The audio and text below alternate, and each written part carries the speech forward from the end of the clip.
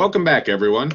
So this lecture, we're going to start in on user-generated content, database systems, and cookies. And we'll just cover a little bit about revenue models for YouTube. That's pretty much what we're going to do today. The rest we'll get to next week.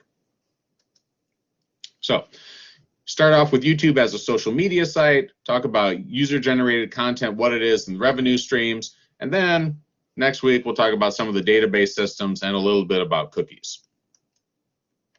Now, a lot of people don't think about YouTube as being a social media site, but it is one of the world's top social media sites. It meets the definition of social media. It allows users to interact and form connections. There is content sharing, for example, in the form of personal messages, videos, comments on videos, and it has over 2 billion monthly users. However, the reason why people often don't think of it as social media is because it has a very different experience from Facebook. So typical Facebook users connect with people they already know or knew from real life. For example, if you're older and if you're like in your 40s and you go to Facebook, some of the first people you're going to find there are people you went to high school or college with, right? Or maybe relatives that you haven't seen in a while live halfway across the country.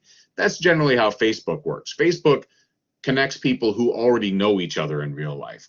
Typical YouTube connections, though, happen through a shared interest in content categories, right? So, for example, if you were to go on to Facebook and post, I don't know, something about how to code in Java, you might set up a channel on that and people would come in and watch, and you would meet some of those people perhaps. They'd comment on it and say, oh, good video. I liked what you did there. That makes sense. I never thought about that, whatever. And you would eventually interact with some of these people because you have a shared interest in the content. Now, many YouTube users, though, they never post content or directly interact with anybody else. They just show up, they watch some videos, and that's about it. So again, Facebook, very different. Facebook, people interact with people they already know in real life, and it goes over into Facebook. YouTube, it's typically the other way. And in most cases, YouTube users aren't really interested in the other people as such. They're interested in the content. Now, user-generated content, or UGC, is anything that's created by users and made public. So that includes things like comments on public message boards, any blog article you create, any photo or video that you've created yourself and uploaded.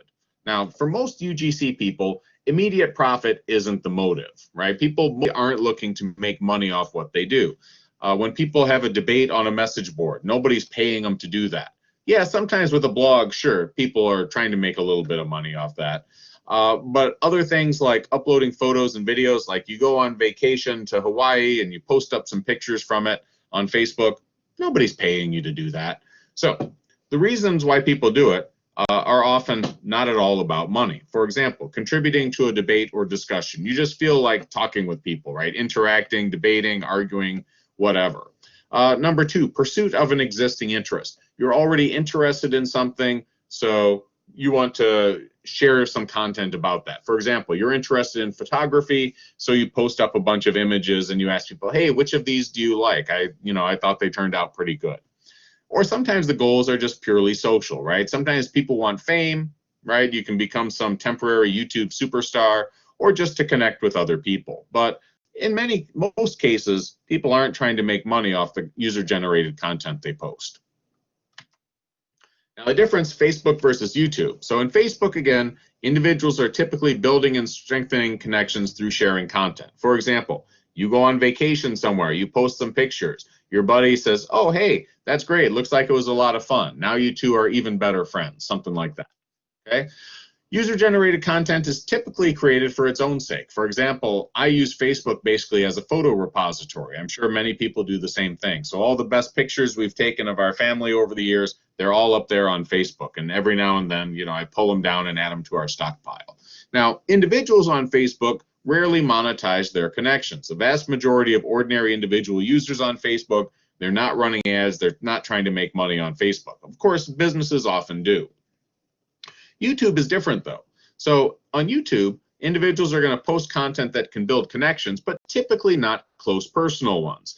For example, if you end up having a YouTube channel and you get a significant number of subscribers, sure, the people will show up and they'll like watching your stuff, but you're you can't be buddies with the vast majority of them, right? If you have 2 million subscribers, there's not enough time in the day to be good buddies with those people. And monetizing those connections is standard. Once you have a lot of people following you, people subscribing to your YouTube channel, yeah, that's what you do. You run commercials on your stuff, you run ads, you try to make some money off of it. And over time, individuals can become brands for their content categories. So about, what was it, about 8 years ago, 7 years ago maybe, my wife and I became aware that there was a person on YouTube named Disney Collector. And her whole thing, all you could see was her hands, and she had these crazy long painted nails.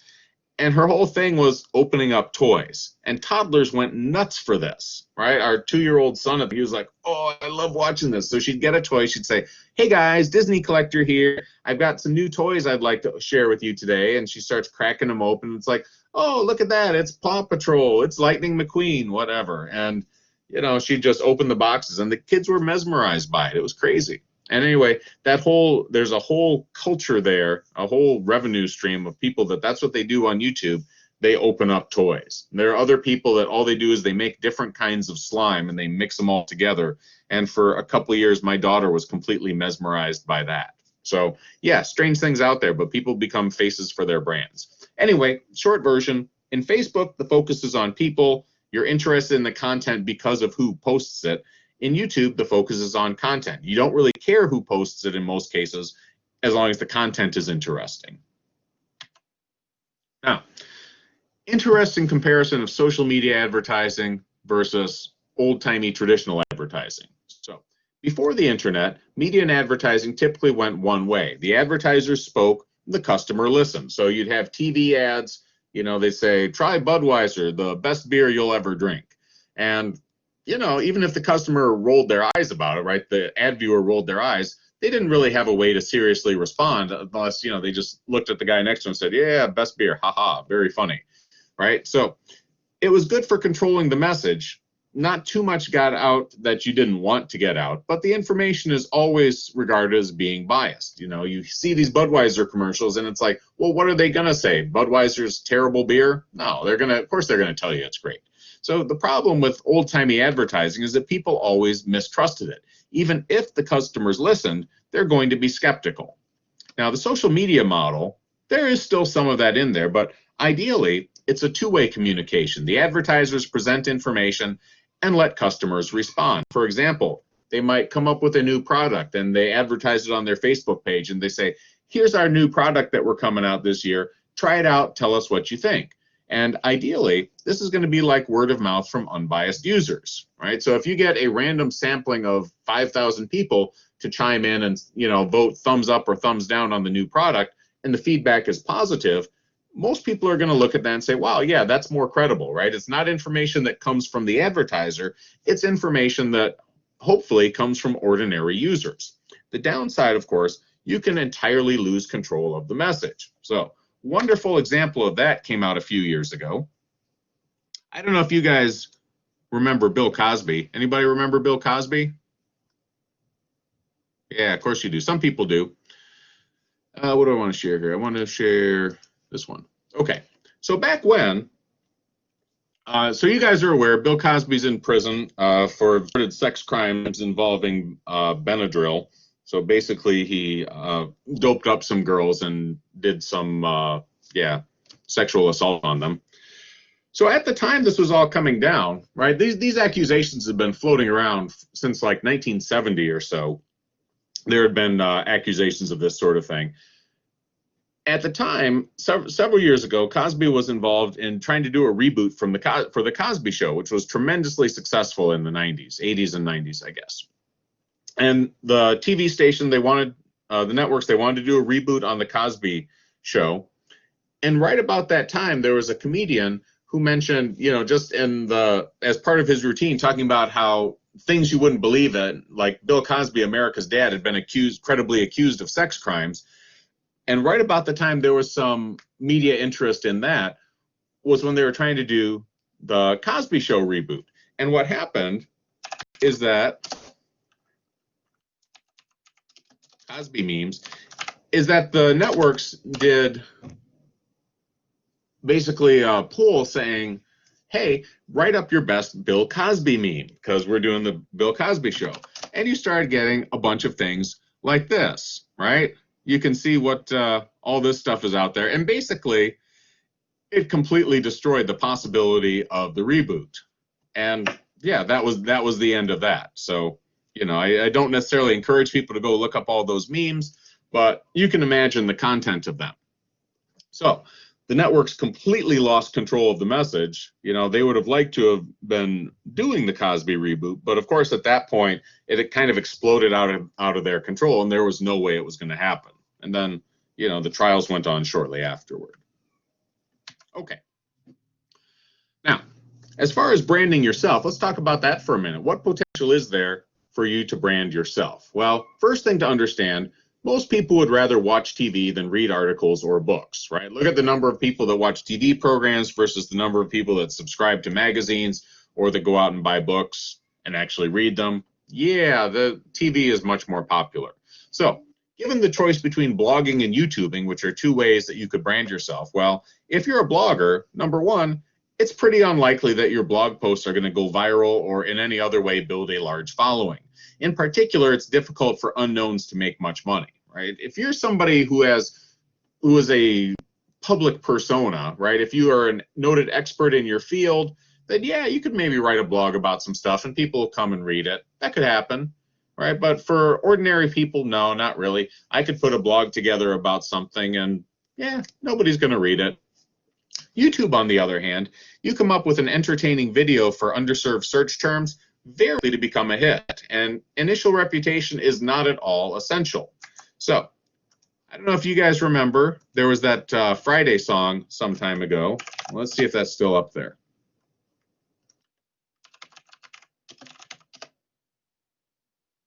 Rebecca Black, Friday, 147 million views, if anybody remembers that one. Let's see.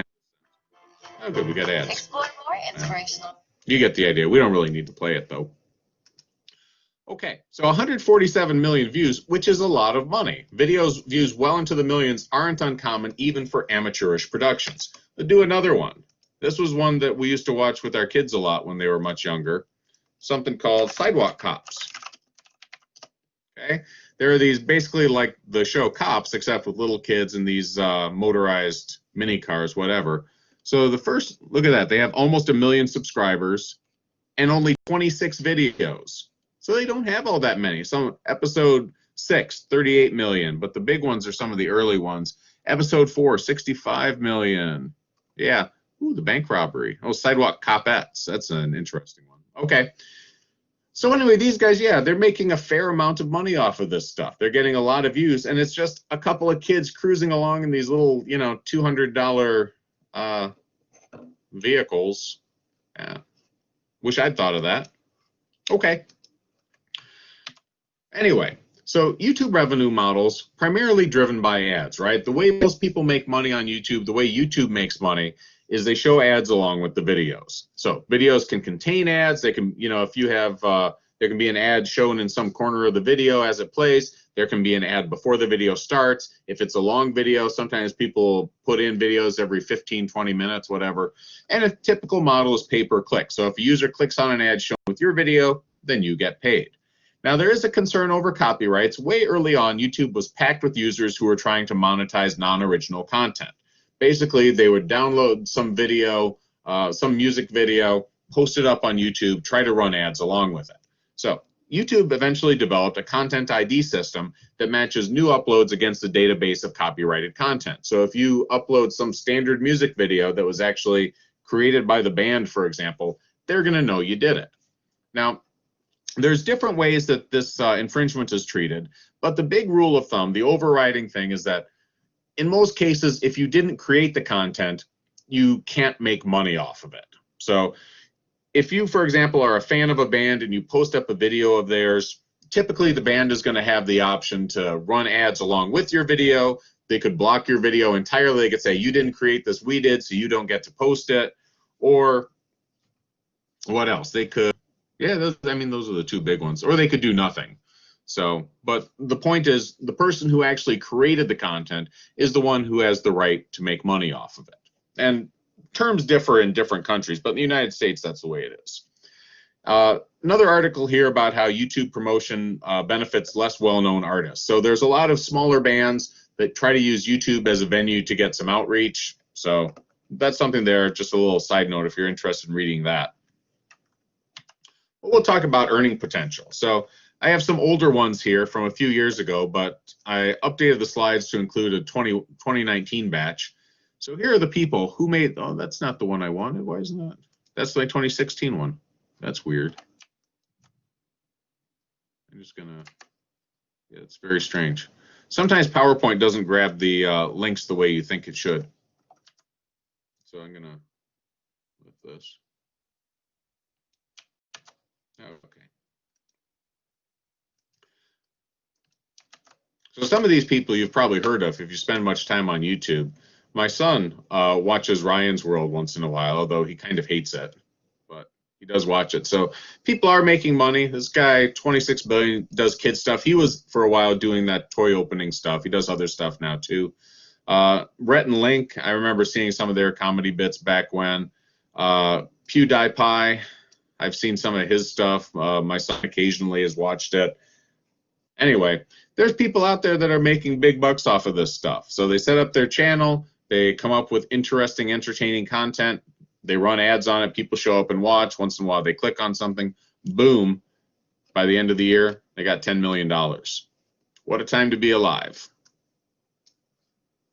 Okay, and if you're interested, some of these guys are still, you know, from a few guys back. So he has been doing this for a while, right? And some of the others, there we go.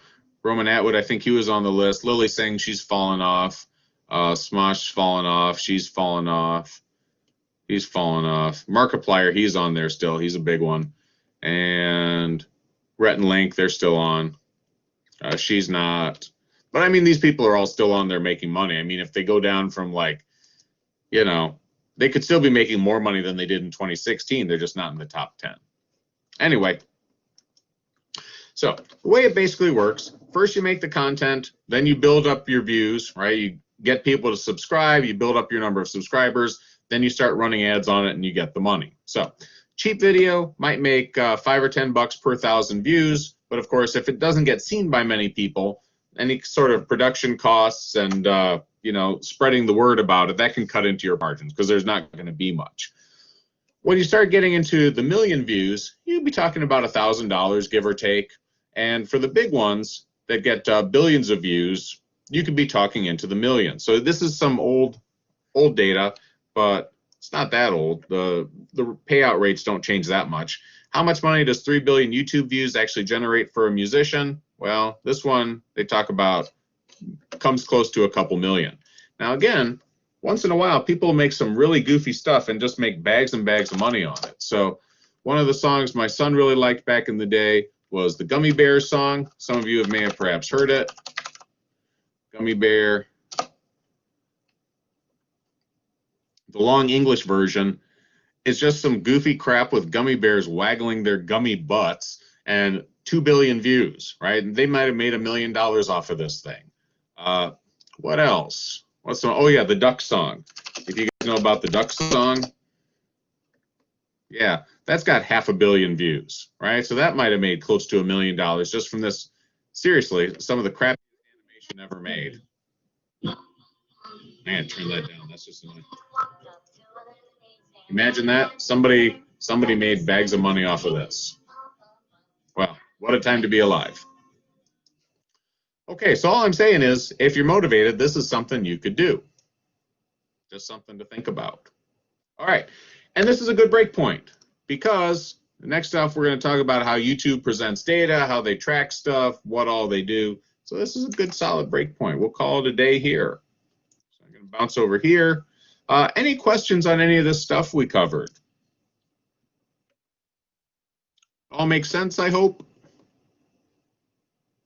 I hope so. All right, so we'll show up next week on Tuesday. Yeah, what's happening? What you got? I just have a question about the labs. Are they still due the same day that we normally have our labs? Oh, no, the homework will be due on Friday. Due Friday for all sections. For the labs? Oh, the lab exercise? Yeah, same thing. Okay, so it's all due on Friday. Yeah, it's all remote. I mean, it should already be in the lab sections, right? Exercise 12 is up and posted.